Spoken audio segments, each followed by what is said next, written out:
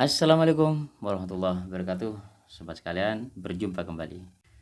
Sobat sekalian, ternyata terungkap sosok yang cukup berperan, berjasa terhadap seorang Joko Widodo, bermula dari menahkodai DKI Jakarta sebagai gubernur provinsi di DKI Jakarta, kemudian berlabuh dalam kontestasi pemilihan presiden 2 periode beliau memimpin negara ini. Sosok itu, sobat sekalian, seorang jenderal Opung Luhut Binsar Panjaitan.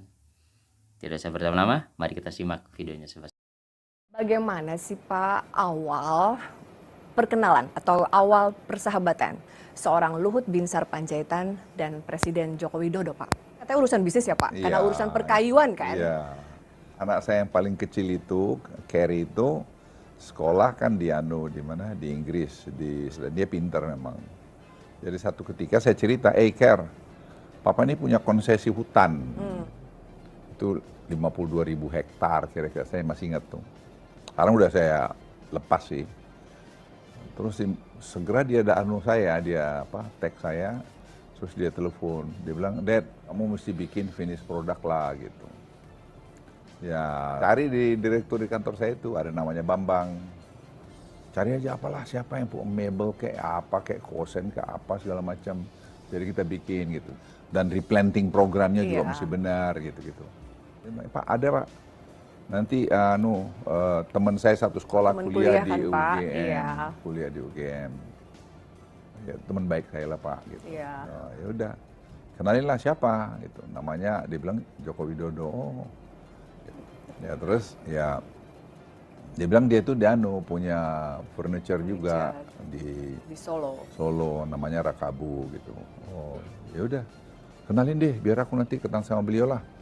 Ya itulah kami ketemulah di kantor saya di Bakri ini. Kita ngobrol-ngobrol gitu. Tapi saya udah lihat beliau nih humble tapi jelas paten juga kawan nih gitu. Ya itulah pertama kami kenal. Iya, dan bagaimana sih Pak persahabatan antara seorang Joko Widodo dan Luhut Binsar Panjaitan selalu sama-sama mengurusi negara, Pak? Ya mungkin kita jadi saling kenal ya, karena saya telepon, kita ketemu, atau saya ke Solo, beliau yang jemput, beliau yang nyupir, kadang-kadang itu hebat loh.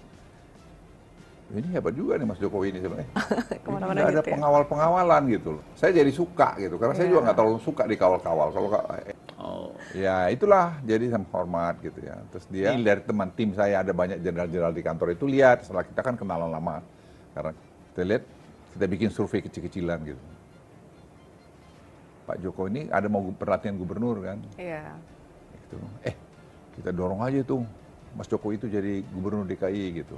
Ya pendek cerita, kita doronglah dia juga dikontak oleh pihak lain untuk jadi gubernur DKI.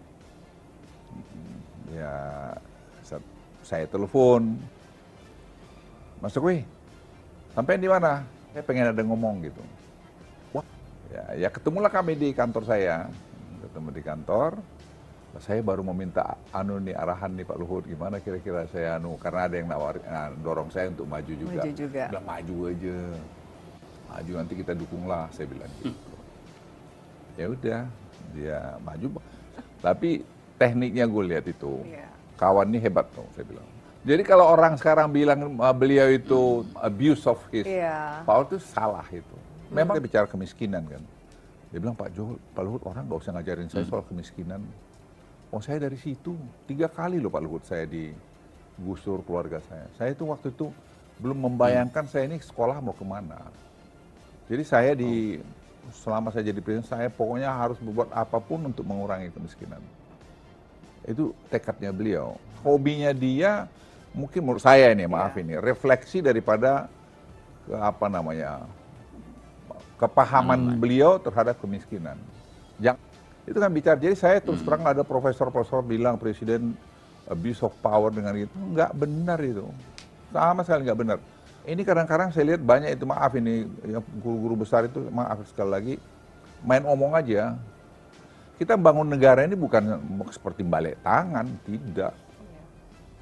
Seorang Luhut Binsar Panjaitan, Pak, yang tadinya saya jenderal, ini wali kota atau pengusaha furniture gitu. Bagaimana sih, Pak? Sekarang Bapak jadi istilahnya jadi timnya beliau seorang Presiden Joko Widodo. Ya kan kita harus tahu diri. Kadang-kadang kita tuh nggak tahu diri di dalam banyak level dalam kehidupan gitu. Loyalitas itu menurut saya kunci. Menarik. Tentu kepada hal-hal yang benar. Jadi saya, kalau atasan saya tidak melanggar konstitusi, ya saya akan tetap loyal. Dan saya tidak melihat Pak Jokowi melanggar konstitusi. Apa sih yang dilanggar? Ya menurut saya itu universe punya skenario tuh, menurut saya. Tuhan punya skenario. Jadi saya juga saya bilang, kenapa kearifan di para guru besar itu tidak ada gitu. Ya bukan membuka luka lama ya, tapi supaya kita belajar ke depan. Jangan terlalu cepat-cepat untuk terus blame orang. Menurut saya nggak elok itu. Sosok Presiden Joko Widodo itu seperti apa, Pak, sosok beliau? Ya, seorang yang mau mendengar. Mau mendengar. Ya, itu saya kira dibutuhkan seorang pemimpin. Pemimpin itu bukan segala-galanya loh.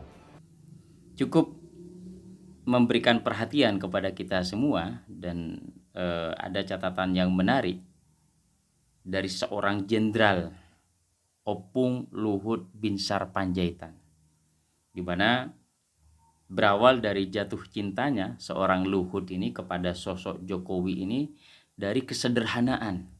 Ketika berkenalan, pada saat dia meminta kepada rekan kerjanya di kantornya itu untuk mencarikan seorang ahli mebeler atau yang ahli tentang perkayuan, karena beliau diminta masukan oleh putranya untuk membuat semacam finishing product dari konsesi hutan yang dimilikinya, ya cukup luas ya, tadi ya disampaikan 52.000 hektar ya kalau tidak salah ya tadi disebut.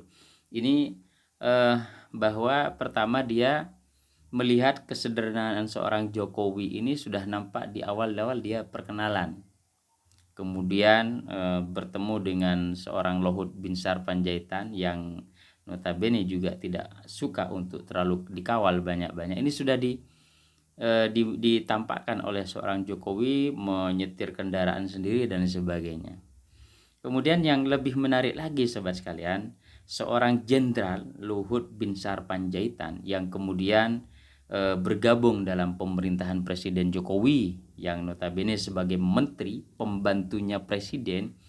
Beliau ini tidak pernah melihat posisi saya seorang jenderal dan kemudian bergabung menjadi anak buah seorang menteri dari Presiden Joko Widodo. Nah, ini melihat bahwa poin yang disampaikan oleh Opung Luhut ini, kita percaya bahwa ini adalah skenario Tuhan, skenario dari universe kalau bahasanya Bang Luhut ini, bahwa pertama kita harus tahu diri. Kadang banyak kita di banyak level itu tidak tahu diri. Loyalitas itu adalah yang paling penting dalam hal-hal yang benar, tentu untuk bagaimana membawa bangsa negara ini lebih maju dan lebih bermartabat dan sebagainya mungkin ya, sehingga apapun itu selama kita dibutuhkan, kenapa tidak. Yang kedua, seorang Jokowi yang humble dan paten ini juga menurut Bang Opung Luhut ini, beliaunya mau mendengar. Karena ini yang dibutuhkan oleh para pemimpin kita ke depan. Mau mendengar, mau menerima masukan, mau menerima kritikan dan sebagainya. Jadi posisi inilah yang dibutuhkan oleh para pemimpin-pemimpin kita ke depan untuk bisa memimpin bangsa dan negara ini. Semoga bangsa dan negara ini menjadi bangsa yang beradab, bangsa yang betul-betul bermartabat. Tidak ada perpecahan, tidak ada adu domba para elit-elit nasional kita ke depan dalam menjaga keutuhan bangsa dan negara ini. Jangan pernah merasa rendah diri, selama itu bermanfaat dalam hal-hal yang benar, maka kita tetap harus mengedepankan loyalitas siapapun kita, sobat sekalian. Sampai berjumpa di episode berikutnya. Wassalamualaikum warahmatullahi wabarakatuh.